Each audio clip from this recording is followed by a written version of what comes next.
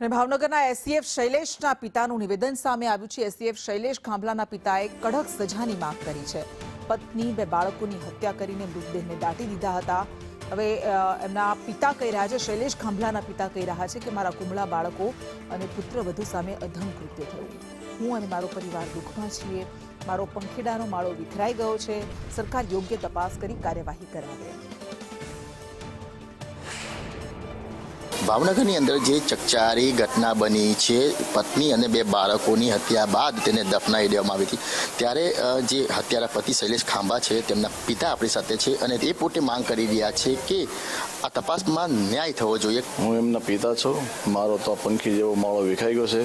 મારા પરિવારના 3 સભ્યો અત્યારે જે ન બનવા જેવું કૃત્ય બન્યું છે એ વિશે જે પણ કાંઈ ગુનેગારો હોય તટસ્થ તપાસ થઈ એને યોગ્ય સજા થવી જોઈએ એવી મારી માંગણી છે। કઈ રીતના આખી ઘટના જોઈ રહ્યા છો? દીકરો શૈલેષ છે, એનું મગજ કઈ રીતનું હતું, કઈ રીતના બનાવ બન્યો? આવું કોઈ દિવસ અમે એને કંકાસ ઘરમાં જોયો નથી। પછી એ લોકો એમની સાથે જ આગળ નોકરી કરતા થયા। પછી ગોધરા નોકરી કરી ત્યારે ત્યાંનું આખું અલગ આપણને લાગ્યું, એટલે 3 વર્ષ માટે અહીંયા છોકરા પરિવાર ભણતા હતા અને અત્યારે પરિવારને એની સાથે શેપ કરવાના હતા જ, સહમત હતા બંને માણસ।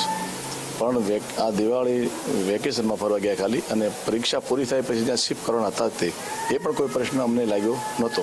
પછી આંતરિક એને શું હોય એ તો આપણે જાણતા, અમે સુરત રહી છીએ, થતું હોય સરકાર તંત્ર એને કોઈ સહકાર હોય, કોઈની સડામણીથી હોય અથવા કાંઈ પણ કોઈ વિકૃત બુદ્ધિ આપનારું હોય એની પણ તપાસ થાય અને એને કોઈ સહકાર આપવા હોય એને પણ સજા થવી જોઈએ। શું લાગે, શૈલેષભાઈને કોઈ બ્લેકમેલ કરી રહ્યું હતું કે કોઈ દબાણ કરી રહ્યું હતું, એને લીધે આ પગલું ભર્યું હોય? કોઈ જાતની મને માહિતી નથી। કેમેરા પર્સન અજીત પટેલ સાથે મનીષ પરમાર, સંદેશ ન્યૂઝ, સુરત।